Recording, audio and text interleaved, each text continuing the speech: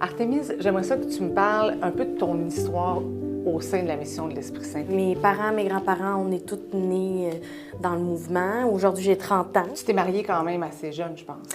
Oui, mon mari aussi, sa famille était toute dans la mission. Je l'ai rencontré, j'avais 16 ans, puis on s'est mariés après 2 mois et 3 semaines.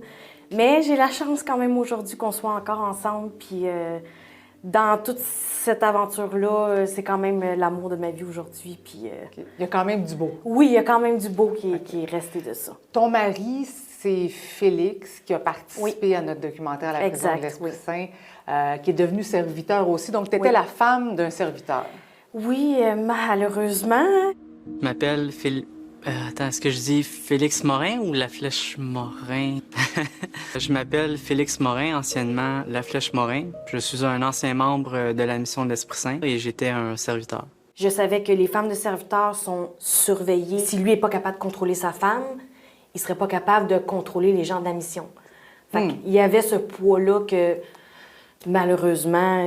Que tu trouvais lourd à porter. Que je trouvais très lourd à porter. Puis dans les 4 années qui ont suivi, moi, j'ai enchaîné les fausses couches, malheureusement. J'arrivais pas à avoir d'enfants. Fait que ça, je savais que c'était très, très mal vu. Ah oui? Ben oui, parce que déjà, je pouvais pas voir un médecin. Fait que je savais pas pourquoi je faisais des fausses couches. Attends, je comprends pas. Tu tombes enceinte, tu faisais des fausses couches, mais tu pouvais pas voir de médecin? Non, parce que si je faisais des fausses couches, c'est parce que je le méritais. C'est parce que Dieu décidait que je méritais pas ces enfants-là, puis que pourquoi je faisais des fausses couches, fallait que je me questionne, qu'est-ce que j'ai fait? Est-ce que j'ai été à un endroit où j'aurais pas dû? Est-ce que j'ai pensé des choses que j'aurais pas dû penser? As-tu un suivi de grossesse à 17 ans? Non. Si on voyait un médecin ou on faisait un suivi, c'est parce qu'on n'avait pas confiance en Dieu. Heureusement, tu as eu 3 enfants. Oui. Ça va bien aujourd'hui. Oui. Je veux revenir sur... je vais parler de ton parcours scolaire. Est-ce que tu es déjà allée à l'école? Non. Non, j'ai jamais été à l'école. J'ai toujours fait... il y avait l'école clandestine jusqu'à Montréal-Nord, jusqu'à ce que ça ferme quand j'étais en 4e année, début de la 4e année. Après ça a été l'école à la maison, mais l'école à la maison cachée, pas déclarée au gouvernement.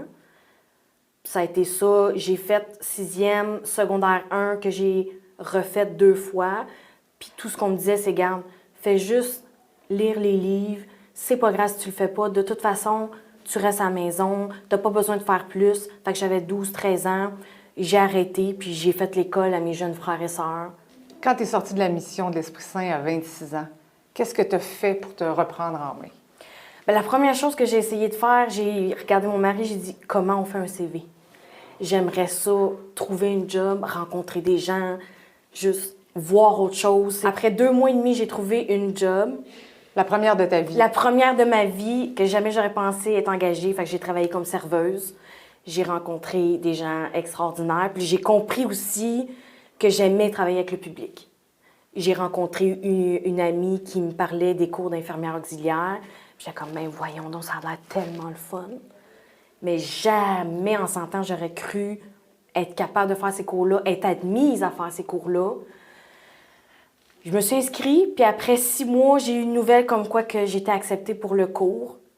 Puis j'en croyais pas mes yeux. Comment ça s'est passé, tes études? Je veux passer inaperçue.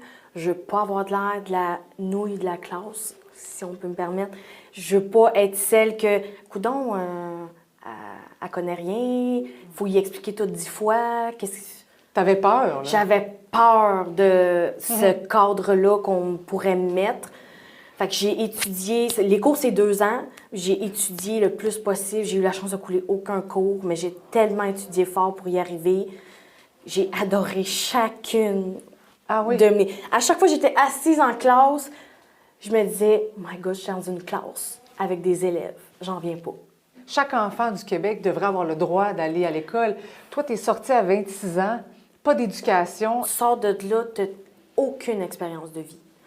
Tu n'as jamais fréquenté des gens de l'extérieur, tu n'as jamais... Pour la plupart, tu n'as pas été à l'école. Tu sais pas qu'est-ce que tu aimes. Est-ce que tu aimes travailler avec les gens? Est-ce que tu aimes travailler tes mains? Est-ce que tu aimes travailler ta tête? Est-ce que tu aimes écrire? Est-ce que tu aimes compter? Qu'est-ce que tu aimes faire? J'ai dû aller trouver un moyen de compléter mon secondaire parce que je savais que c'était admissible pour des études supérieures. Puis j'adore apprendre. Je voulais absolument faire des études. Fait qu'il fallait que j'aille chercher ce diplôme-là. Je l'ai fait de la maison, tout seul, pendant à peu près 6 mois. J'ai Plus ou moins en étudié. cachette? Oui, c'est sûr, parce qu'il fallait pas que personne le sache. Les études, les femmes, on fait pas d'études. J'ai vu passer des photos de toi avec ton diplôme, avec ce beau sourire. Je t'ai écrit, tu m'as dit, Marie, je suis tellement fière. Qu'est-ce qui te rend aussi fière aujourd'hui? D'avoir eu, je pense, le courage de croire que je pouvais y arriver. Le courage aussi que malgré que mon cursus à moi est à l'envers, j'ai eu mes enfants, je me suis mariée, puis là, après ça, j'ai décidé d'avoir une vraie carrière, d'avoir trouvé une carrière qui me passionne, puis d'avoir réussi de le mener de A à Z sans avoir lâché malgré que c'était difficile. Toutes les rencontres que j'ai faites, le travail que j'ai trouvé, les premières études que j'ai complétées de toute ma vie, je pense que c'était la première fois que j'étais vraiment fière de moi. C'était d'avoir vécu ça, avoir eu le droit de vivre ça un jour dans ma vie. C'est vraiment ça qui m'a vraiment rendue fière. J'étais tellement contente. C'est la première fois aussi que tu acceptes de m'accorder une entrevue. Oui. Puis pourquoi tu le fais aujourd'hui? C'est justement parce que tu veux donner un espoir à ceux qui quittent la mission? Je me suis dit, hey, Colin, si mettons mes sœurs ou les filles que j'ai fréquentées, qui peut-être se posent des questions, peut-être pensent qu'en sortant, il n'y a rien pour elles, c'est pas aussi dur qu'on pense. On est vraiment plus intelligente qu'on a essayé de nous le faire croire. On trouve des ressources pour nous aider. Même Nouvelle Racine qui est là, elle, il nous aide à trouver les ressources pour nous aider. Tu t'impliques dans cet organisme-là? Oui, bénévolement avec Nouvelle Racine. Puis encore là, ça m'a permis de faire plein de belles rencontres. Là, on sait que le gouvernement a fait une enquête.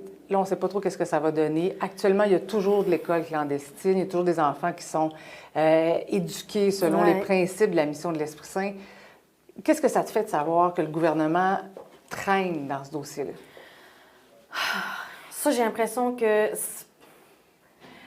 Je suis peut-être pessimiste, mais j'ai l'impression qu'on n'en verra pas le bout puis que ça va exister toujours parce qu'il y a toujours eu du laisser-aller.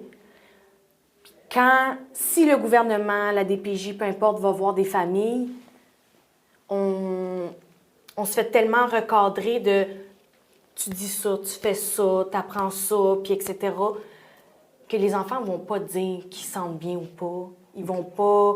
Tout va être camouflé. Parce que l'école à la maison, je comprends parfaitement que ce soit légal. Il y a beaucoup d'enfants qui ont besoin de faire l'école à la maison.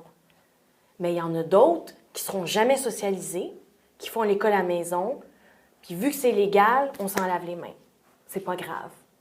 Parce qu'on a la libre croyance au Québec, d'accord, mais on a aussi le libre choix de croyance.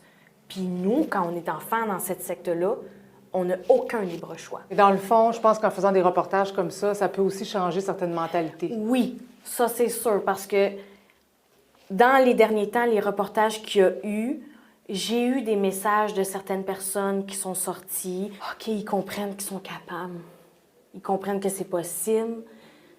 Fait que la porte est ouverte, puis je suis contente au moins pour ça. Puis je remarque que tu as des tatous.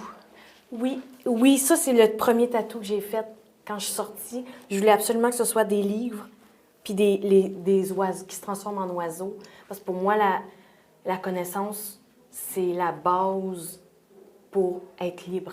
C'est les fleurs de naissance de mes enfants, avec les 6 pétales qui tombent pour les 6 fausses couches que j'ai faites. J'aimerais ça que tu me montres ton diplôme. Oui. Je me cherche un beau cadre pour l'accrocher. Ça, c'est l'attestation que j'ai eue. Celui-là, ça, c'est mes 2 diplômes.